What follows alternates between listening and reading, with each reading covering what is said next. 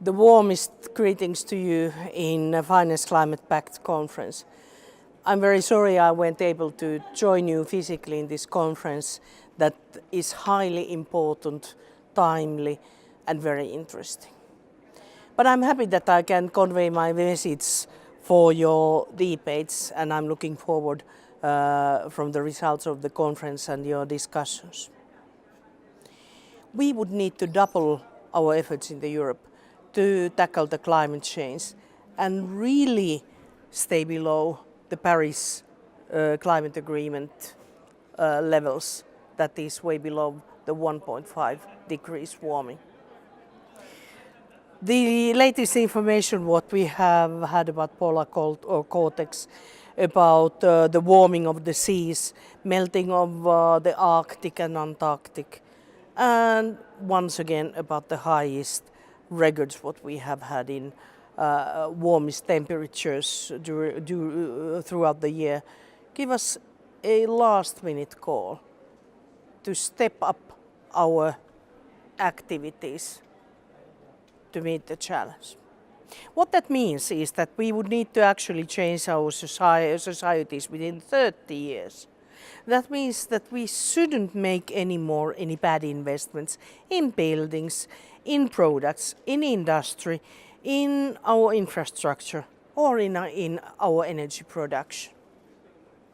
To make that happen, one part of the solution to really kickstart the resource efficiency, that means with the 10th of the existing resources we would create the same competition, the same income and reward for the industries, and the same welfare of the consumers.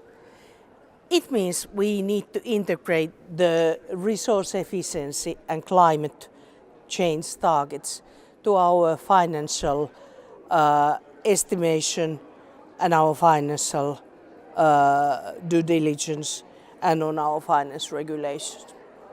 The credit rating agencies should rate the environmental risks.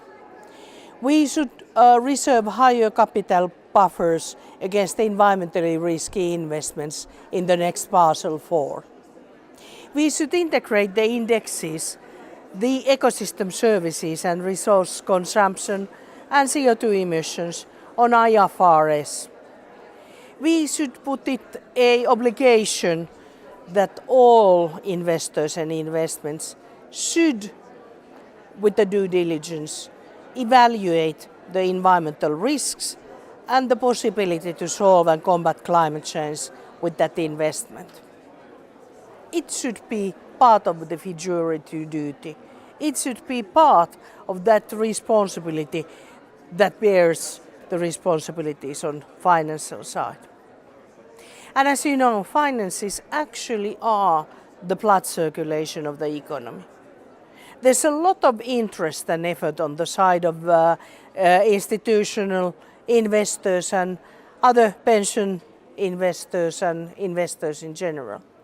There's a genuine willingness to put the finances to work for the betterment of the future. And there's the really willingness to commit and create that kind of indicators, standards and framework of action that really facilitates the finance sector to achieve these goals and do its duty. Very interested to actually hear what are your solutions and proposals in this field.